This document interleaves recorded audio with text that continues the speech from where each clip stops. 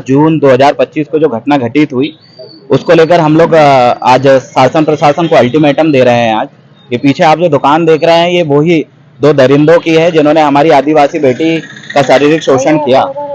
एक जो पीछे है ना भाई, एक पीछे बनी है। तो इन लोगों ने जिस तरीके का कृत्य किया उसका हम विरोध करते हैं। ये वो लड़के हैं जिनके माता पिता बीजेपी और कांग्रेस के वरिष्ठ नेता हैं। ये वो लड़के हैं जो बाथरूम के ऊपर ड्रोन कैमरा उड़ाकर महिलाओं की गलत तरीके की तस्वीर और वीडियो रिकॉर्ड करते थे।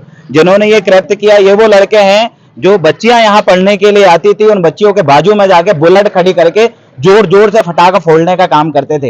ये वो लड़के हैं जिन्होंने जघन्य अपराध किया, जिनका नाम भाई क्या क्या है नाम उनका? हरिओम साहू और मौसम साहू। हरिओम साहू के पिताजी का नाम क्या है? मनोज साहू। और मौसम साहू के पिताजी का नाम कमलेश साहू। अब हम ये कहना चाहते हैं कि तामिया में ये जो मामला हुआ इसमें एक आदिवासी बच्ची को उनके घर से जबरन उठा के अपहरण किए। अपहरण करने के बाद उस बच्चे के साथ शारीरिक शोषण करने की कोशिश करी और इससे पहले शारीरिक शोषण किया। इसका हम पुरजोर विरोध करते हैं और हम ये निवेदन करते हैं कि तामिया के अंदर अगर कम उम्र के लड़के इस तरीके के कृत्य को अगर अंजाम देने लगे हैं, आदिवासी बच्चियों को उनके घर से उठा के बलात्कार करने लगे हैं, ये बहुत गंभीर विषय साथी है और इसका हम विरोध करते हैं। और 24 घंटे पीड़ित परिवार घूमता रहा। छिंदवाड़ा गया कि एफआईआर दर्ज होगी, लेकिन 24 घंटे बाद जब हमने देखे उन्होंने बोला कि भैया सुबह 11 बजे से लेके शाम के 6 बज गए लेकिन एफआईआर दर्ज नहीं हुई। इस चीज का हम विरोध करते हैं। इतना जघन्य मामला, इसमें तुरंत मामला कायम होने चाहिए। और अगली चीज हम इसका भी विरोध करते हैं कि इससे पहले इसी थाने में विजय सिंह ठाकुर जी थे और जो लड़के ने आज एक आदिवासी बच्चे के साथ बलात्कार किया और अपहरण किया, इसी का बाप जाकर एक आदिवासी विजय सिंह ठाकुर जो पढ़ते हैं उनको वर्दी उतार के फेंकने की धमकी दिया था कि तुमने मेरे लड़के को मारे क्यों। उनका लड़के ने क्या किया था? जो बच्चियां उनके बाजू में बुलेट खड़ी करके फटाखा फोड़ता था और इसको लेकर थाना प्रभारी महोदय ने उसको जब चिल्लाया धमकाया तो यही बिगड़ी बाप, अमीर बाप की बिगड़ी औलादें वही टीआई साहब को बोले कि तुम्हारी वर्दी उतार देंगे। और यही बेवकूफ की वजह से एक ईमानदार टीआई यहां पर से ट्रांसफर होकर लाइन अटैच करें। प्रशासन से निवेदन करते हैं कि 5th शेड्यूल एरिया है, ट्राइबल एरिया है और ट्राइबल एरिया में स्थानीय विधि लोकल लॉ यहां पर काम करता है। ये 5वीं अनुसूचित क्षेत्र है और 5वीं अनुसूचित क्षेत्र में कोई भी कानून सीधे लागू नहीं होता जब तक कि वहां के ग्रामीण और आदिवासियों की सहमति ना हो। और यहां पर हमने देखे अभी वर्तमान में ओबीसी वर्ग के टीआई पहुंचा है। जिला की प्रशासनिक व्यवस्था पर भी एक संकेत उठता है कि आदिवासी क्षेत्र है, आदिवासियों की भावनाओं को और आदिवासियों को जातीय भेदभाव करते हैं, इसलिए एट्रोसिटी एक्ट और इसीलिए आदिवासी के संबंधित कानून बने हुए, ऐसे आर्टिकल बने हुए कि आदिवासियों की भावनाओं को ध्यान में रखे। लेकिन क्या हो रहा है? या ओबीसी वर्ग के टीआई को पहुंचाया गया? क्या छिंदवाड़ा जिले के अंदर आदिवासी वर्ग के टीआई नहीं थे? ऐसा ही नहीं तो है। लेकिन यहां पर बड़े बड़े ये धन्ना सेठ जो बैठे हैं इनका रेत खदान चले, इसके लिए ऐसे टीआई को पहुंचाया जाता है जो उनके इशारे पे नाचे। और ऐसे टीआई जो कड़क अनुशासन में थे उनको लाइन अटैच कर दिया गया विजय सिंह ठाकुर जी को इन्हीं की वजह से। और ऐसे लोग अगर इस तामिया में ऐसे भूमाफिया और ऐसे रेत माफिया, खनिज माफिया है, तो ये तामिया कभी सुखी समृद्धि नहीं रहेगा। एक लोकल की बेटी के साथ अपहरण करके बलात्कार करने वाले लोगों के साथ क्या हो रहा है?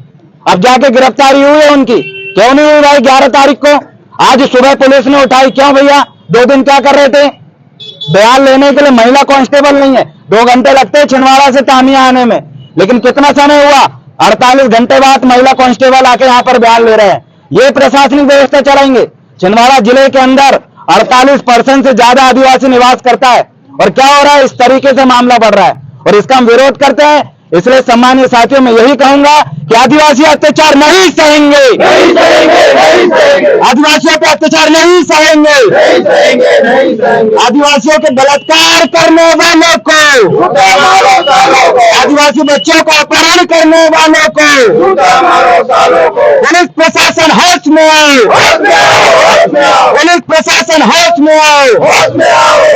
अरे तानाशाही नहीं चलेगी, अरे तानाशाही कार्रवाई नहीं चलेगी, नहीं चलेगी, नहीं चलेगी। और हम अपना अधिकार मांगते, नहीं किसी से भी मांगते। बलात्कार करने वाले दरिंदों को, फांसी दो, फांसी दो, बलात्कार करने वाले दरिंदों को फांसी दो, फांसी दो। एकता जिंदाबाद। जिंदाबाद, जिंदाबाद। सद बन के वहां पर बैठे ऐसे लोगों का भी हम विरोध कर रहे हैं कि भाई ऐसे समय में कहां मर जाते हो तुम लोग। कहां है आदिवासी विधायक जो अपने आप को कहते हैं हम आदिवासी हितैषी हैं? वो परिवार भटकता रहा, उन्होंने फोन लगाया, हमने जब इसका विरोध करना शुरू करे कि एफआईआर क्यों नहीं, तब जाके एफआईआर हुई। कहां गए थे बाकी नेता नगरी? सैकड़ों बच्चियां ऐसे थाने जाती होगी और घर में निराश होकर सैकड़ों माँ बाप घर में बैठते होंगे, लेकिन यहाँ पर एफआईआर दर्ज नहीं होती। आज उन नेताओं को भी शर्म के मारे सर झुका लेनी चाहिए कि आदिवासियों पे अत्याचार बढ़ रहा है और नेता नगरी मुंह में ताला लगा के बैठा हुआ है। इनकी नेता नगरी पे भी थू है। जनता जनार्दन से निवेदन करता हूं कि आने वाले समय में ऐसे नेताओं को न कार्यक्रम में बुलाना, न इन लोगों का सम्मान देना, क्योंकि जब जब आपके माताओं बहनों की इज्जत आबरू पे उंगली उड़ती है तो ये नेता मुंह पे बंद करके ताला लगा के बैठ जाते हैं, क्योंकि ऐसे ही लोगों से चंदा लेके ये लोग आगे नेता नगरी करे हैं। हम इनके चंदा में पलने वाले लोग नहीं है, इसलिए निवेदन करते हैं कार्रवाई हो और हमारा विरोध प्रदर्शन जारी रहेगा। तो सम्मान में, गुरवाना मैदान में, महिला तो सम्मान में, गुरवाना मैदान में। अभी तो लड़ाई है, आगे और लड़ाई है। अभी तो लड़ाई है, आगे और लड़ाई है। कैसा? अरे वो तो बहुत सारी दुकानें अवैध में, उसके लिए भी आंदोलन होगा। बहुत बहुत धन्यवाद।